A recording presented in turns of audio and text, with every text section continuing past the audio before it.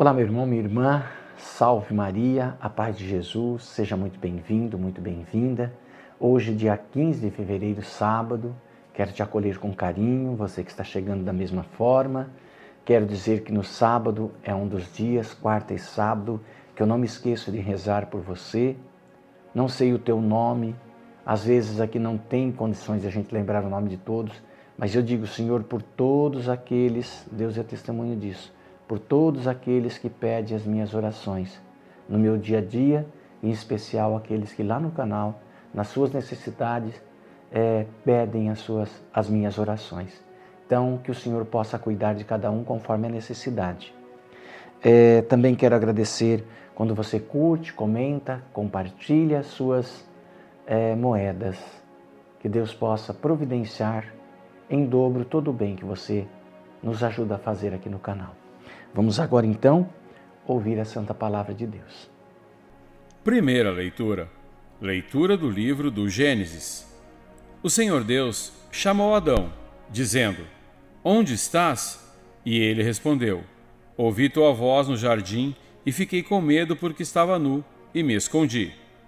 Disse-lhe o Senhor Deus: E quem te disse que estavas nu? Então comeste da árvore de cujo fruto te proibi comer? Adão disse: A mulher que tu me deste por companheira, foi ela que me deu do fruto da árvore e eu comi. Disse o Senhor Deus à mulher: Por que fizeste isso? E a mulher respondeu: A serpente enganou-me e eu comi. Então o Senhor Deus disse à serpente: Porque fizeste isso, serás maldita entre todos os animais domésticos e todos os animais selvagens. Rastejarás sobre o ventre e comerás pó todos os dias da tua vida. Porém, inimizade entre ti e a mulher, entre a tua descendência e a dela. Esta te ferirá a cabeça, e tu lhe ferirás o calcanhar. A mulher, ele disse: Multiplicarei os sofrimentos da tua gravidez. Entre dores, dará à luz os filhos. Teus desejos te arrastarão para o teu marido, e ele te dominará. E disse em seguida a Adão: Porque ouviste a voz da tua mulher e comeste da árvore de cujo fruto te proibi comer, amaldiçoado será o solo por tua causa. Com sofrimento tirarás dele o alimento todos os dias da tua vida. Ele produzirá para ti espinhos e cardos, e comerás as ervas da terra. Comerás o pão com o suor do teu rosto, até voltares à terra de que foste tirado, porque és pó, e ao pó hás de voltar. E Adão chamou a sua mulher Eva, porque ela é a mãe de todos os viventes. Então o Senhor Deus fez para Adão e sua mulher túnicas de pele e as vestiu. Disse depois o Senhor Deus: Eis que o homem se tornou como um de nós, capaz de conhecer o bem e o mal. Não aconteça agora que ele estenda a mão também à árvore da vida, para comer dela e viver para sempre. E o Senhor Deus expulsou do jardim do Éden, para que ele cultivasse a terra de onde fora tirado. Expulsou o homem e colocou a oriente do jardim de Éden os querubins, e a espada lampejante de chamas, para guardar o caminho da árvore da vida. Palavra do Senhor. Salmo responsorial. Ó Senhor, vós foste sempre um refúgio para nós. Já bem antes que as montanhas fossem feitas, ou a terra, o mundo se formassem, desde sempre para sempre vós sois Deus. Ó Senhor, vós foste sempre um refúgio para nós. Vós fazeis voltar ao pó todo o mal quando dizeis: Voltai ao pó, filhos de Adão, pois 1000 anos para vós são como ontem, qual vigília de uma noite que passou. Ó Senhor, vós fostes sempre um refúgio para nós. Eles passam com o sono da manhã, são iguais à erva verde pelos campos. De manhã ela floresce vicejante, mas à tarde é cortada e logo seca. Ó Senhor, vós fostes sempre um refúgio para nós. Ensinai-nos a contar os nossos dias e dai ao nosso coração sabedoria.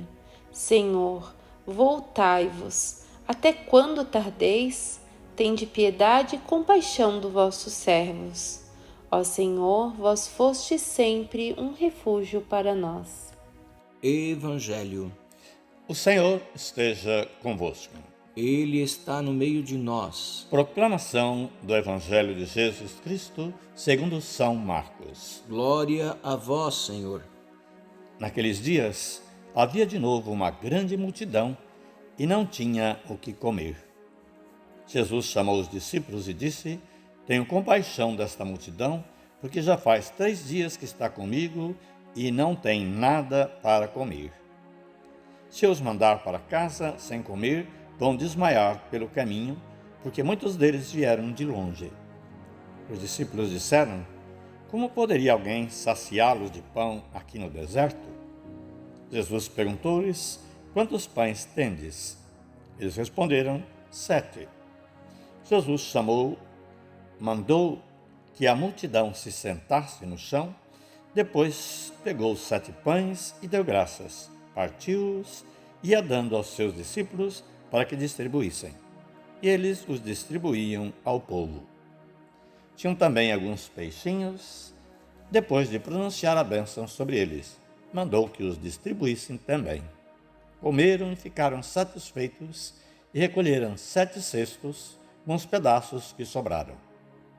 Eram 4.000, mais ou menos. E Jesus os despediu.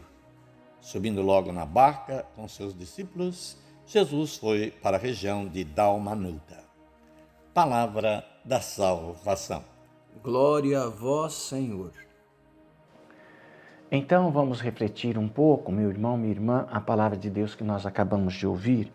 E novamente, se você prestou atenção, conseguiu prestar atenção, porque às vezes eu penso que você pode estar ouvindo na hora do seu almoço, às vezes até em momento de trabalho, enfim, e às vezes não é possível prestar atenção naquilo que a palavra está a dizer de fato. Mas quero recordar então para nós, é interessante perceber novamente o acontecimento entre a primeira leitura e o Evangelho, que se completam como um todo. Nossa liturgia de hoje mostra então esse dualismo entre a primeira leitura e o Santo Evangelho. Na primeira leitura, revela a falta de responsabilidade, a gente pode dizer, do ser humano em Adão e em Eva. Diante do Senhor, seu Criador, Deus percebe já o erro, a falta, o rompimento da lei e dirige a palavra a Adão. Adão, onde estás? Essa pergunta não é uma pergunta apenas geográfica, para saber onde que ele está. Geograficamente, está aqui, está ali, está acolá. Não. Essa pergunta é uma pergunta mais existencial. Aonde você está, Adão? Aonde você está no seu ser, na sua intimidade com o Senhor, na aliança que até então tinha feito, sendo imagem e semelhança? O que você está fazendo da tua vida? Para onde você está se debandeando? O que você está fazendo do sagrado que é o seu coração, a sua vida?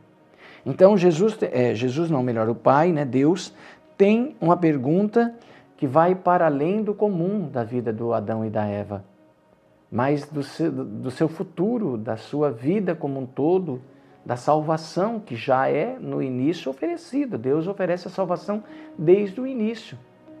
A salvação está ali contida quando eles obedecem. Não rompem a aliança, não pecam.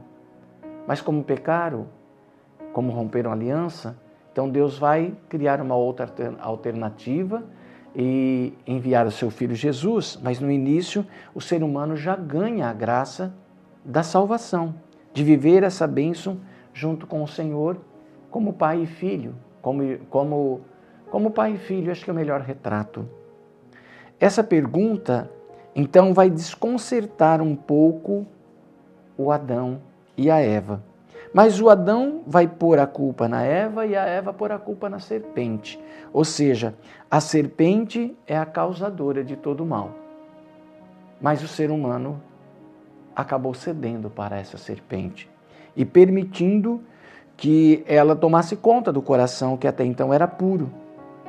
E com isso começa a ser contaminado e com o pecado vem depois a morte. Já no Evangelho, nós temos exatamente o contrário. Jesus que vê a multidão faminta, abandonada, sem rumo, perdida, e tem compaixão. E mais do que isso, aproveita desse momento para instigar, para ensinar aos seus discípulos a necessidade de ter compaixão, a necessidade de ser solidário, a necessidade de ser responsável. Adão e Eva não foram responsáveis diante do Senhor com aquilo que o Senhor lhe concedeu, cuidar de toda a obra criada. Agora, Jesus, diante de uma situação humana, através do pecado humano, porque é o pecado humano, é a ganância humana que produz a fome, a desigualdade, etc, etc, etc. Jesus tem compaixão, chama-os para perto, instiga os seus discípulos a dar de comer, a repartir o pão, e eles assim o fazem. E com essa experiência de repartir o pão, Jesus já está acenando para o pão da Eucaristia, que antes da sua morte ele vai instaurar a Eucaristia, para nos deixar como alimento. E o pão da Eucaristia é a força que cria em nós a compaixão, a misericórdia, a partilhar também o que temos com aqueles que não têm. Bonito, não é? E eu sei que nós vivemos de alguma maneira um pouco disso. Que Deus nos dê a graça de perseverar e de poder crescer nessa direção. Deus abençoe você, Pai, Filho e Espírito Santo. Amém.